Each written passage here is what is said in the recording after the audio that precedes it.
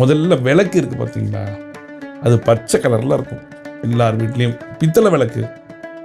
ஏன் பச்சை கலர் ஆகுது? நல்ல நெய்யும் நல்ல எண்ணெயும் விட்டால் பச்சை கலர் ஆகாது. இந்த கண்ட எண்ணெயெல்லாம் விட்டு ஏற்றி ஏற்றி ஏற்றி பார்த்தீங்கன்னா க்ரீன் கலரில் போயிடும். பித்தளை போயிடும், கண்டிப்பாக போயிடும். பஞ்சுத்திரி போடுங்க. பஞ்சுத்திரினா முனை மட்டும்தான் எரியும். நல்லா நிமிண்டிட்டு ஏற்றுங்க. 2 நாள் ஒரு தடவை திரி மாற்றிக்கோங்க. உங்களுக்கே தெரியும், சின்னதாச்சுன்னா தெரியுமா? இல்லை நான் சின்னோண்டு திரி போடுறேன்னா டெய்லி மாற்றணும். இத்தினோண்டு தான் போடுறேன் தெரியுன்னா ஒரு நாள் கூட வராது. எப்போ காலையிலையும் விளக்கு ஏற்றுவீங்க, சாயங்காலமும் ஏற்றுவீங்க, அப்போ திரி போயிடும். அது பார்த்து நீங்கள் போட்டுக்கோங்க. பூக்கள் ரொம்ப முக்கியம். உங்களுக்கு சாநித்தியம் வேணுமா? உங்கள் வீடு பயங்கர லட்சுமி கடாட்சம் இருக்கணும். அப்போ அதை போய் எல்லார்ட்டையும் காட்டினீங்கன்னா எல்லாரும் பார்த்துட்டு இவ்வளோ வச்சுருக்காங்களா, இவ்வளோ சாமி கும்பிட்றாங்களா, ஐயோ அப்பா இப்படி பண்ணுறாங்களாங்கும் போது உங்களுக்கு கந்திஷ்டி வருமா வராதா? இப்போ எல்லாத்தையும் போட்டுட்டு எல்லாரையும் பார்க்க விட்டு எங்கள் வீட்டில் கந்திஷ்டி ஆயிடுச்சு, தெரில, நல்லதே நடக்கலை, ஏதோ கெட்டதே நடக்குது, இது திருட்டு போச்சு, அது எப்படி நடந்தது, அப்படி நடந்தது, எத்தனையோ பேர் வந்ததுக்கு என்கிட்ட சொல்லியிருக்காங்க. அப்போ லட்சுமி கடாட்சம் கொஞ்சம் கொஞ்சமாக குறையுதுங்கிறது உங்களுக்கு இப்போ தெரியாது. நாளாக நாளாக நாளாக தான் உங்களுக்கு அதோட எப்படி உங்களுக்கு அஃபெக்ட் ஆகிருக்குங்கிறது கண்டிப்பாக தெரியும். அதனால் தயவு செஞ்சு யார்ட்டையும் காட்டாமல் இருக்கிறது நல்லது. பூஜை ரூம் எவ்வளோ பெரிய பூஜை வேணாலும் பண்ணுங்க. தொடப்பம் லக்ஷ்மின்னு சொல்லுவோம். எல்லாரும் சொல்லுவாங்க தொடப்பத்தை தாண்டாதரா, அது லக்ஷ்மின்னு சொல்லுவாங்க. ஆனால் லக்ஷ்மி இருந்தாலும் அது எங்கே வைக்கணுமோ அங்கே தான் வைக்கணுமே தவிர பூஜை ரூமில் வைக்கக்கூடாது.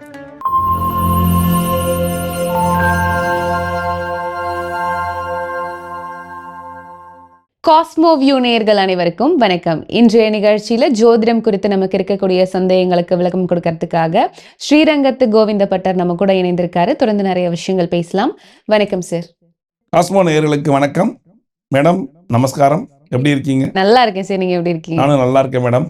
சரி, இன்னைக்கு நிகழ்ச்சியில இந்த பூஜை அறையில நம்ம என்னென்ன மாதிரியான தவறுகள் பண்ணக்கூடாது, குறிப்பா என்ன மாதிரியான பொருட்கள் நம்ம பூஜை அறையில வைக்கவே கூடாது, அதை பத்தி எங்க நேயர்களுக்காக சொல்லுங்க சார். அதாவது பூஜை ரூம்ங்கிறது உங்க வீட்டினுடைய சென்சிட்டிவ் ஏரியா. நீங்க உங்களுக்கு எந்த பிரச்சனை வந்தாலும் பூஜை ரூம்ல தான் போய் நிற்பீங்க. அம்மா தாயே கடவுளே அப்படின்னு. அப்போ அந்த பூஜை ரூம் அழுக்கா இருக்கலாமா? முதல்ல காஞ்சு போன பூவெல்லாம் எடுத்துருங்க. நேற்று போட்ட பூ அப்படியே காஞ்சி போயிருக்கு, அப்படியே போவோம் வருவோம் கும்பிடுவோம் வந்துடுவோம். முதல்ல அதை எடுங்க. காஞ்சு போன பூ பூஜை ரூம்ல எக்காரணத்தை கொண்டு இருக்கக்கூடாது. 2வது, பூஜை ரூம்ல தூசி படிஞ்சிருக்கும், இல்லை ஒட்டடை அப்படியே கோத்து கோத்து வந்திருக்கும், இருக்கக்கூடாது. ஃபோட்டோஸ் எல்லாம் தூசியாக இருக்கும். ஒரு நாள் இதுக்குனே வச்சு தொடங்க. நல்ல பூஜை ரூம்லாம், அதாவது அந்த பூஜை ரூமை பார்க்கும்போது உங்கள் மன சந்தோஷம் இருக்கணும். நீங்கள் பார்த்துக்கோங்க. நீங்கள் போய் நிற்கும்போது ஒரு ஹாப்பினஸ் கிரியேட் ஆகணும். அந்த அளவுக்கு உங்கள் பூஜை ரூம் நீட்டாக இருக்கணும். மேடையை தொடங்க. முதல்ல விளக்கு இருக்குது பார்த்தீங்களா, அது பச்சை கலரில் இருக்கும். எல்லார் வீட்லேயும் பித்தளை விளக்கு. ஏன் பச்சை கலர் ஆகுது? நல்ல நெய்யும் நல்ல எண்ணெயும் விட்டால் பச்சை கலர் ஆகாது. இந்த கண்ட எண்ணெயெல்லாம் விட்டு ஏற்றி ஏற்றி ஏற்றி பார்த்தீங்கன்னா க்ரீன் கலரில் போயிடும். பித்தளை போயிடும், கண்டிப்பாக போயிடும். நான் பார்த்துருக்கேன் நிறையா வீட்டில், அதனால தான் சொல்கிறேன். அதே மாதிரி எரிஞ்சு போன திரி அப்படியே கிடக்கும். அதை என்ன பண்ணுவாங்கன்னா எடுத்து குப்பையில் போட மாட்டாங்க, பக்கத்தில் வச்சுருவாங்க, சேர்த்து வைப்பாங்க. அது பார்த்தீங்கன்னா அது ஒரு ஸ்மெல் கிரியேட் ஆகும். அப்போ நல்ல ஸ்மெல் போயிடும்ல. நீங்கள் ஊதுபத்தி ஏற்றி வைக்கிறீங்க, சாம்பிராணி போடுறீங்க, எல்லாம் போடுறீங்க, கொஞ்ச நேரம் கழிச்சு அந்த ஸ்மெல் தான் வரும். அதனால் அந்த தப்பு மட்டும் பண்ணாதீங்க. என்ன பண்ணும், விளக்கு தேய்க்கணும், அந்த பச்சை போகிற அளவுக்கு தேய்க்கணும். வாரம் தேய்ச்சிங்கன்னா பிரச்சனை இல்லையா? தேய்ச்சாலே வராது. அது தேய்ச்சா எப்படி தேய்ச்சிக்கிட்டே இருங்க, எப்படி வரும்? வராது.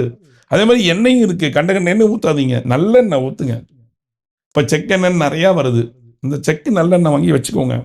அதாவது தேவையில்லாததுக்கு காசு செலவு பண்ணுவோம். இந்த நல்லெண்ணெய் ஐயோ 320 ரூபா 1/2 கிலோ வாங்கி சாமிக்கு ஊற்றணுமா? வேண்டாம் 150 ரூபா எண்ணெய் வாங்க, பண்ணாதீங்க. சாமிக்கு செய்யுங்க, ஒன்றாவாது. நல்ல நெய் வாங்கிக்கோங்க. நெய் விட்டு நீங்கள் விளக்கேற்றணும்னு ஆசைப்படுறீங்களா, நல்ல நெய்யை வாங்கி ஊற்றுங்க, பச்சையே வராது. இது பண்ணுங்க. இப்போ அந்த திரி கூட நம்ம டெய்லியுமே மாற்றணுமா? டெய்லி மாற்றணுங்கிற அவசியம் இல்லை, அது உங்களுக்கே தெரியும். அதாவது நான் அதுக்கு தான் சொன்னேன், பஞ்சு திரி போடுங்க. பஞ்சத்திரினா முனை மட்டும்தான் எரியும். நல்லா நிமிண்டிட்டு ஏற்றுங்க. 2 நாள் ஒரு தடவை திரி மாற்றிக்கோங்க. உங்களுக்கே தெரியும் சின்னதாச்சுன்னா தெரியுமா. இல்லை நான் சின்னோண்டு திரி போடுறேன்னா டெய்லி மாற்றணும்.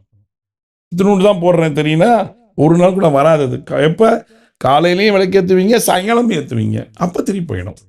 அது பார்த்து நீங்கள் போட்டுக்கோங்க. பூக்கள் ரொம்ப முக்கியம். ஃப்ரெஷ் பூவை பெருமாளுக்கு போடணும். இதெல்லாம் எடுத்துணும், ஒட்டடை அடிக்கணும். இந்த பூக்கள் எல்லாம் எடுத்துடணும். மெயினாக தூசி அண்டக்கூடாது. அதே மாதிரி நம்ம சாமான் வாங்கிட்டு வரோம், பூஜை சாமான் வாங்கிட்டு வரோம். அந்த பூஜை சாமானை அப்படியே போட்டுறக்கூடாது. அது எடுத்து வைக்க 4 நாள் ஆகும்.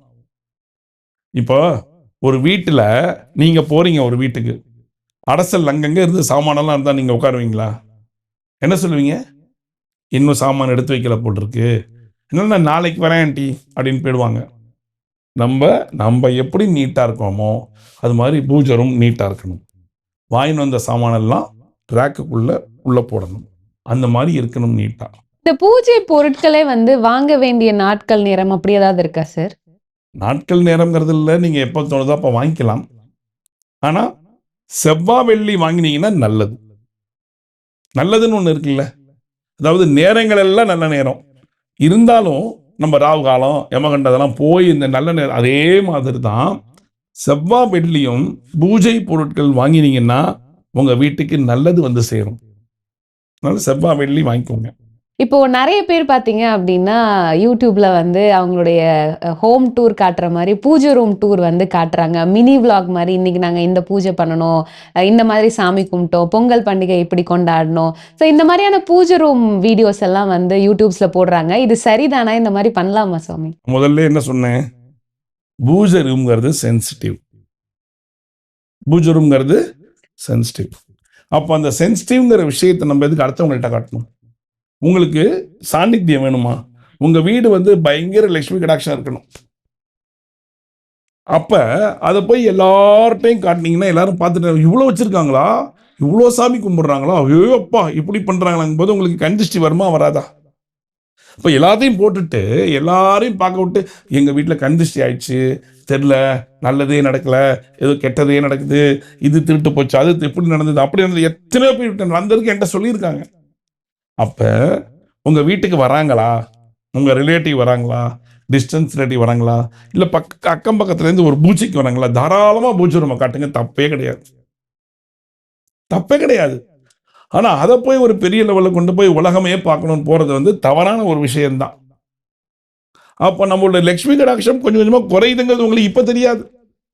நாளாக நாளாக நாளாக தான் உங்களுக்கு அதோட எப்படி உங்களுக்கு அஃபெக்ட் ஆகிருக்குங்கிறது கண்டிப்பாக தெரியும். அதனால் தயவு செஞ்சு யார்ட்டையும் காட்டாமல் இருக்கிறது நல்லது. பூஜை ரூமை எவ்வளோ பெரிய பூஜை வேணாலும் பண்ணுங்க. நீங்கள் கோவில் போகிறது வேற, வீடு வேற. வீடு உங்கள் ஏரியா, நீங்கள் பண்ணுற பூஜை உங்களுக்காக பண்ணுற பூஜை. கோவில் வந்து லோகக்ஷேமம் மகாமியகம், எல்லாருக்கும் பண்ணக்கூடிய பூஜை, அது வேறு. உங்கள் வீட்டில் இருக்கிறது வேறு. ஸோ பூஜை அறையில் வைக்கக்கூடாத பொருட்கள் என்னெல்லாம் இருக்குது அப்படின்றத பற்றி நீங்கள் சொன்னீங்க. குறிப்பாக வந்து முக்கியமாக இந்த மாதிரியான பொருட்கள் பூஜை ரூமில் வைக்கிறது தவிர்க்கிறது நல்லது, அது லக்ஷ்மி கடாட்சத்தை கொடுக்கும், அப்படி ஏதாவது இருக்கா சார்? தொடப்பம். தொடப்பம் வந்து லக்ஷ்மின்னு சொல்லுவோம், எல்லாரும் சொல்லுவாங்க. தொடப்பத்தை தாண்டாதரா, அது லக்ஷ்மின்னு சொல்லுவாங்க. ஆனால் லக்ஷ்மி இருந்தாலும் அது எங்கே வைக்கணுமோ அங்கே தான் வைக்கணுமே தவிர பூஜை ரூமில் வைக்கக்கூடாது. அதே மாதிரி குப்பை லக்ஷ்மி தான். அதனால் நம்ம வந்து நடு ரோட்டில் வைக்கிறோமா குப்பையை? இல்லை, அதுக்கு இன்னொரு இது வச்சு குப்பையை கொட்டிடுறோம். அதே மாதிரி தான் இது மாதிரி நிறைய விஷயங்கள் வந்து தெரியாமல் செஞ்சு எங்கள் வீட்டில் லக்ஷ்மி கடாட்சமே இல்லை. நல்லா பாருங்கள். அதே மாதிரி என்ன பண்ணுவாங்கன்னா, இந்த துணி இருக்குல்ல, துணி, காஞ்ச துணி கொண்டு வந்து அது பூஜை ரூம் சின்னதாக இருக்கு, அது வாசலில் போட்டு போயிடுவாங்க. அப்புறமா மடிச்சுக்கலாம், அப்புறம் கையே வராது. அதே மாதிரி இந்த காய்கறி குப்பைகள்லாம் சிலது வந்து பூஜை ரூமில் இருக்கும். நிறைய பேர் வீட்டில் நான் பார்த்துருக்கேன். குப்பைகளே பூஜை ரூமுக்கு வரக்கூடாது. ஃபஸ்ட்டு நீட்டாக இருக்கணும் பூஜை ரூம். அதே மாதிரி இந்த சாம்பிராணி கரண்டி காட்டிட்டு எல்லாம் பண்ணுறாங்க, எல்லா இடத்தையும் காட்டுறாங்க, ரொம்ப சூப்பராக பண்ணுறாங்க பூஜை, இல்லைன்னு சொல்லு. அந்த சாம்பிராணி குப்பை அப்படியே கிடக்கும். இந்த செவ்வாய் போட்டிருப்பாங்க, அதை வந்து எப்போ தட்டுவாங்க தெரியுமா? வெள்ளிக்கிழமை அந்த சாம்பிராணி போடும்போது அச்சுச்சோ சாம்பிராணி குப்பை இருக்குன்னு கொண்டு போய் தட்டும். அது கையோட போட்டுருங்க, அனல் அணைஞ்சு போயிடும். அதாவது அந்த நெருப்பானது அணைஞ்சு போனாலும் கொண்டு கொட்டிடுங்க. அதே மாதிரி சூடக்கரண்டி வந்து கருப்பாக இருக்கும், எப்போ பார்த்தாலும் நல்லா கருப்பாகவே இருக்கக்கூடாது. ஸோ அதே மாதிரி இந்த பூஜை தட்டு விபூதியோ ஏதோ வச்சு வச்சு வச்சு அப்படியே கிடக்கும். அதை முடிஞ்ச அளவு 2 நாளைக்கு ஒரு தடவை தேய்ச்சிருங்க. கொஞ்சம் விபூதி போடுங்க. உங்களுக்கு எவ்வளோ தேவையோ அவ்வளோ போட்டு தேய்ச்சு தேய்ச்சு வைங்க. பளபளப்பு உங்களுக்கே நல்லா இருக்குமே. நிச்சயமா. இன்னைக்கு நிகழ்ச்சியில பூஜை அறையில நம்ம என்ன மாரியான தவறுகள் பண்ணக்கூடாது, பூஜை அறை யாருக்கெல்லாம் காட்டணும், காட்டக்கூடாது அப்படிங்கிறத பத்தி நெறைய விஷயம் எங்களுக்காக சொன்னீங்க. நன்றி சார். நன்றிம்மா.